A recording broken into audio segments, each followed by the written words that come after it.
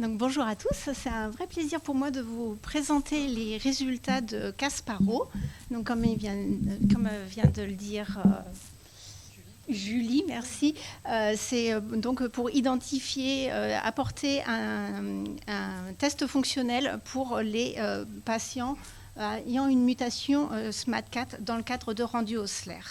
Donc ce travail, je le réalise dans l'unité biosanté INSERM dans l'équipe de Sabine Bailly.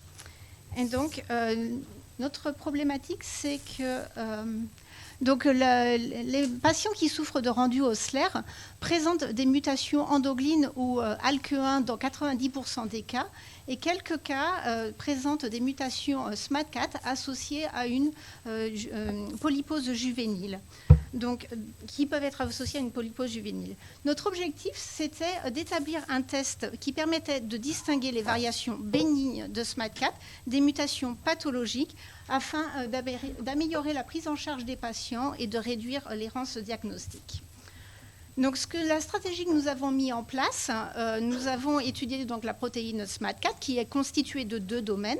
Le domaine MH1 est le domaine de liaison à l'ADN et le domaine MH2 est le site de liaison de SMAD4 avec les autres SMAD permettant la signalisation de la voie activée par BMP9. Donc les mutations de la cohorte HHT que nous avons étudiées se répartissent sur ces deux régions avec préférentiellement des mutations dans la partie MH2, donc site de liaison aux autres SMAD. Nous avons tout d'abord généré les plasmides qui portent les différentes variations qu'on a retrouvées dans cette cohorte. Et notre première étude a consisté à vérifier si ces variants étaient bien exprimés.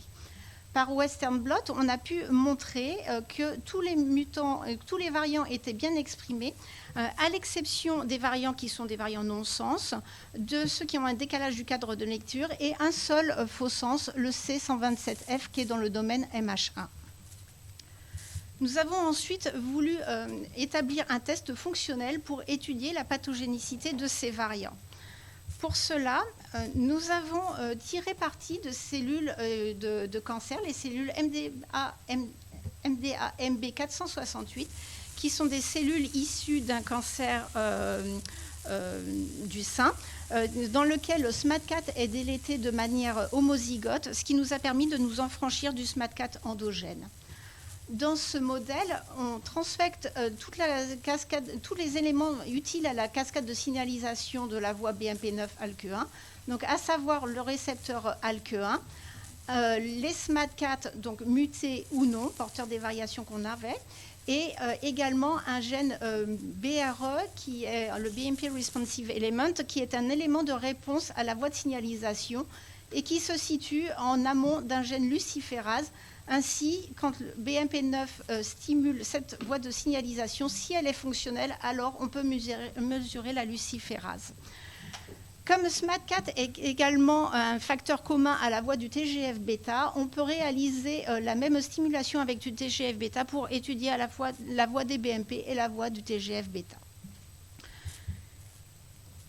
On a donc étudié tous nos variants avec ce test. Donc ici, vous avez la condition contrôle qui répond parfaitement à une stimulation par BMP9.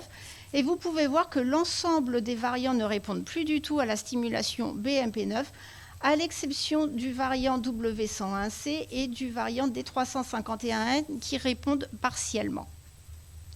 On a fait exactement la même chose, mais cette fois-ci en stimulant avec du TGF-bêta. Et pour un souci de temps, je ne vais pas vous présenter les résultats, mais on obtient des résultats similaires qui nous ont permis de dire que donc, tous les variants sont inactifs, à l'exception de W101C qui présente une réponse partielle et également partiellement pour D351N uniquement sur la voie du BMP9. Alors, comme on est un laboratoire de recherche fondamentale, on est allé un petit peu plus loin en s'interrogeant sur les mécanismes moléculaires qui sont responsables de la perte de fonction de ces variants. Pour cela, si je reviens sur la structure de SMAD4, la plupart des variants qui sont dans le domaine MH2 sont dans le site de liaison avec le SMAD3 phosphorylé, donc qui va permettre la signalisation. C'est pourquoi nous avons voulu savoir si les variants étaient capables de toujours former ce complexe dans la cellule. Pour cela, nous avons réalisé une expérience de co-immunoprécipitation dans laquelle on a transfecté dans nos cellules le SMAD4 muté ou non, en présence d'un SMAD3 MYC et également d'un ALK5 qui permet de mimer l'activité du TGF-bêta. Dans la condition contrôle, on retrouve bien une liaison de SMAD3 avec SMAD4 qu'on peut visualiser par cette bande. Et dans aucun de nos mutants, on est capable d'avoir cette association entre SMAD4 et les autres SMAD. Donc les variants ont perdu leur capacité à s'associer, ce qui explique qu'ils sont non fonctionnels. En conclusion, on a pu établir un test fonctionnel qui est en train d'être transféré au laboratoire de génétique clinique, qui permet de distinguer les variations bénignes des variations pathologiques. Et ce travail fait l'objet d'une publication en cours dans le Journal of Medical Genetics. J'aurais aimé vous dire qu'il vient d'être accepté, mais j'attends toujours les décisions finales.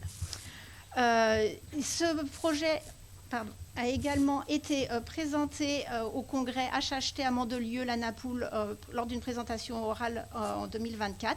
Également sous la forme de posters à Berlin, à Véacure, et également à la Société française d'angiogénèse la semaine dernière.